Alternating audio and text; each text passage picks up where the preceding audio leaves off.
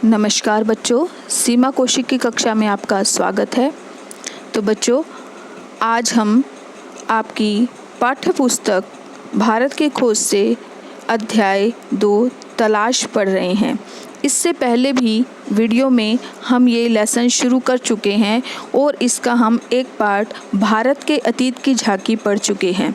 तो हम इस दूसरे वीडियो के अंदर आज हम इस पार्ट को ही कंटिन्यू करेंगे और आज हम पढ़ने जा रहे हैं इसका दूसरा पार्ट, भारत की शक्ति और सीमा। तो बच्चों, भारत की शक्ति क्या है, उसकी सीमाएं क्या है, इसके बारे में हम पढ़ेंगे कि इसमें जो नेहरू जी हैं उन्होंने भारत की शक्ति और सीमा के बारे में बताया है कि यदि हम भारत की शक्ति और पतन के कारणों को खोजें, यानी कि भारत पहले बहुत शक्तिशाली देश था और उसके बाद ऐसे क्या कारण रहे जिसकी वजह से वो पिछड़ गया, यानी विकास की दौड़ में वो पीछे रह गया, तो वो कारण है नेहरू जी ने इसमें बताए हैं। तो वो कहते हैं कि ये अगर हम खोजने की कोशिश करें तो ये सब बातें उलझी हुई सी जान पड़ती हैं, यानी कि किस तरह से हमारा देश पिछड़ा, उसका पतन कैसे हुआ, क्योंकि हमारे देश में समय समय पर विदेशी आक्रमणकारियों ने आक्रमण किया है। यानी समय समय पर हमारे देश में बहुत से विदेशी आक्रमणकारी आए हैं और हमारे देश को बहुत सा नुकसान पहुंचाया है। यानी कि जो हमारा देश कभी सोने की चिड़िया कहलाता था, उसको उन्होंने जी भर कर लूटा, यानी कि जी भर कर उसकी संपत्ति सब चीज़ों को लूटा और उसको बर्बाद करके उसको गरीब देश बनाकर वहाँ से चले गए। अब नेहरू जी ये भी बता रहे हैं कि भारत जो है वो तकनीकी क्षेत्र में पहले बहुत आगे था, यानी कि बहुत विकास था, भारत के आगे कोई देश टिक नहीं सकता था। लेकिन जैसा कि मैंने आपको बताया कि समय समय पर विदेशी आक्रमणकारी आते रहे तो धीरे धीरे वो पिछड़ता चला गया और जो यूरोप है वो तकनीकी विकास की दौड़ में हमारे देश से आगे निकल गया। अब बच्चों, जब धीरे धीरे हमारे देश का पतन हो गया तो दूसरे देश की लोग नकल करने लगे, यानी कि हमारे देश में जो दूसरे देशों की संस्कृति थी, सभ्यता थी, वो आने लगी थी, क्योंकि विदेशी आक्रमणकारी हमारे देश में आकर रहने लगे थे। तो जो लोग हैं उनका अनुसरण करने लगे, उन दूसरे देशों की वो नकल करने लगे, यानी कि भारतीयों के अंदर क्षमता होते हुए भी वो परिश्रम और चाह खत्म होती चली गई, यानी कि वो मेहनत नहीं करना चाहते थे, उनके मन में कोई इच्छाएं बाकी नहीं रह गई थी, यानी कि सारी क्षमताएं उनके अंदर थी, हिम्मत थी आगे बढ़ने की, मेहनत करने की, लेकिन वो करना नहीं चाहते थे। तो भारतीयों की जो विचारधारा है वो रूढ़िवादी बन चुकी थी, संकीर्ण विचारधारा हो चुकी थी, यानी कि वो अंधविश्वासी हो गए थे और मूर्ति पूजा में विश्वास करने लगे। इस तरह की दकियानूसी जो सोच है वो भारतीयों की हो गई थी। इसकी वजह से वो क्या हुआ कि वो रूढ़िवादी विचारधारा उन भारतीयों के अंदर इतनी अधिक हो गई कि वे आगे नहीं बढ़ पाए, यानी कि वो विकास की दौड़ में पीछे रह गए, यानी जिसकी वजह से धीरे धीरे भारत तकनीकी विकास के क्षेत्र में पिछड़ता चला गया और उसका पतन हो गया। तकनीकी कौशल की कमी होने लगी। अब जीवन में आगे बढ़ने की जो इच्छाएं हैं लोगों की, वो धीरे धीरे खत्म होती चली गई। वो विकास करना ही नहीं चाहते थे और दूसरों का अनुसरण करने में लगे रहे, यानी विदेशी संस्कृति को अपनाने में लगे रहे, अंधविश्वासी हो गए थे। अब इतना सब हो गया था, लेकिन फिर भी नेहरू जी बता रहे हैं कि जो ये सब भी भारत की सभ्यता और संस्कृति की जड़ को नहीं हिला पाए।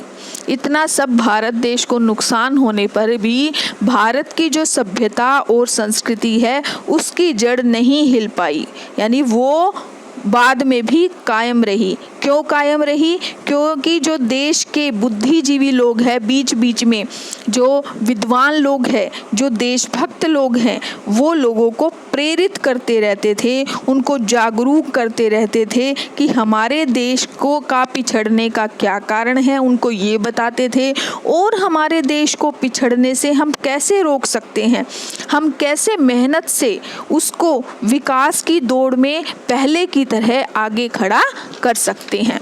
तो इस प्रकार से वो बुद्धिजीवी लोग, विद्वान लोग लोगों को समझाते थे, जिसकी वजह से हमारी सभ्यता और संस्कृति की जड़ें नहीं हिल पाई।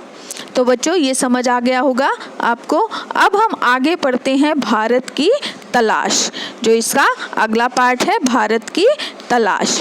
तो भारत की तलाश में नेहरू जी ये बताना चाहते हैं कि जब उन्होंने भारत की तलाश की, यानी कि भारत के बारे में जब उन्होंने जानना शुरू किया, भारत का अध्ययन करना शुरू किया, तो क्या हुआ, उन्होंने प्राचीन पुस्तकें पढ़ी, स्मारक देखे, वहाँ की जो सांस्कृतिक उपलब्धियाँ हैं उनका अध्ययन किया। यानी जगह जगह पर वो गए, कई तरह की पुस्तकें, सब तरह की पुस्तकें पढ़ी, क्योंकि वो भारत को तलाश कर रहे थे। और जब तक भारत की तलाश नहीं करते तब तक उसके बारे में वो लिख नहीं सकते थे। तो उन्होंने क्या किया, तो उनका अध्ययन हुआ, तो उनको ये पता चला कि उस समय हमारा देश काफ़ी पिछड़ चुका था, यानी कि विकास की दौड़ में हमारा देश काफ़ी पीछे रह गया था। अब देश में बहुत ज़्यादा गरीबी हो गई थी, क्योंकि सारा जो देश की संपत्ति है वो तो विदेशियों ने लूट ली थी, क्योंकि अंग्रेज़ है उस समय हमारे देश पर राज कर रहे थे, ब्रिटिश सरकार का राज था, तो उसकी जो संपत्ति है उसको वो लूटते जा रहे थे। और जो लोग हैं वहाँ के, भारत के, उन पर अपने जो रूल रेगुलेशंस हैं, अपने नियम थोपते चले जा रहे थे और उन पर इतना अत्याचार करते थे कि भारतीय उनसे परेशान हो गए थे। और हमारे देश में कई वर्ग के लोग हैं, जैसे मध्यम वर्ग है, निम्न वर्ग है। तो जो मध्यम वर्ग है वो तो ठीक थे, लेकिन निम्न वर्ग है, यानी कि जो गरीब लोग हैं, वो पिछड़े हुए तो पहले से ही थे, लेकिन धीरे धीरे और भी पिछड़ते जा रहे थे, उनका स्तर और भी गिरता जा रहा था। लेकिन जो मध्यम वर्ग है वो क्या है कि आधुनिकता को अपनाना चाहते थे। आधुनिकता क्या थी उस समय, अंग्रेज सरकार थी, तो उन्होंने अपनी सभ्यता और संस्कृति को देश में थोपना शुरू कर दिया था। तो उस रंग में जो हमारे मध्यम वर्ग के युवा हैं, लोग हैं, वो उस चकाचौंध में, उनकी सभ्यता संस्कृति में खोते जा रहे थे। इससे क्या हुआ, वो नई संस्कृति है जो हमारे देश में आई थी, वे उसका अनुकरण करने लगे। जिससे क्या हुआ, नेहरू जी बहुत अधिक चिंतित थे, नेहरू जी बहुत अधिक दुखी थे, क्योंकि वो चाहते थे कि जो मध्य वर्ग के जो लोग हैं वो क्या करें, अंग्रेज़ों के खिलाफ संघर्ष करें। यानी कि मध्यम वर्ग से ये उम्मीद रख रहे थे कि वो अंग्रेज़ों की जो सभ्यता है, संस्कृति है, उसके खिलाफ हो जाए और अपने देश को आज़ाद कराने के लिए उनके विरुद्ध आकर खड़े हो जाएं। लेकिन नेहरू जी जानते थे कि ये कार्य करना थोड़ा मुश्किल है, थोड़ा नहीं बहुत ज़्यादा मुश्किल है। लेकिन ब्रिटिश सरकार यानी कि अंग्रेज़, वो भारतीयों को आगे बढ़ने ही नहीं दे रहे थे। क्यों नहीं बढ़ने दे रहे थे? उनको ये लग रहा था कि अगर भारतीय आगे बढ़ जाएंगे तो वो जागरूक हो जाएंगे, पढ़ लिख जाएंगे अच्छे प्रकार से, तो उन्हें अपने अधिकारों के बारे में ज्ञान हो जाएगा और वो ब्रिटिश सरकार का विरोध करने लग जाएंगे। जिसकी वजह से अंग्रेज़ सरकार है वो भारतीयों को आगे बढ़ने ही नहीं देना चाहती थी। जिससे क्या हुआ, हमारा देश पहले से ही पिछड़ चुका था, धीरे धीरे और भी ज़्यादा पतन होने लगा उसका। अब ऐसा जो ब्रिटिश सरकार के अत्याचार है, इस तरह के काम हैं, वो काफ़ी समय तक चलते रहे। जिससे क्या हुआ, इसका परिणाम क्या हुआ, रिजल्ट क्या हुआ, जिससे मध्य वर्ग के जो लोग हैं वो धीरे धीरे विद्रोही होते चले गए। यानी कि उनके मन में अंग्रेज़ी शासन के खिलाफ विद्रोह की ज्वाला फूटने लगी, यानी विद्रोह की आग जलने लगी। वे अब अंग्रेजी सरकार से विद्रोह करने का मन बना चुके थे, यानी उनके सामने वो क्रांति करना चाहते थे। अब जो निम्न मध्य वर्ग है, यानी जो गरीब वर्ग है, उसने भी विकास के लिए अपने प्रयास, अपनी कोशिशें शुरू कर दी थी।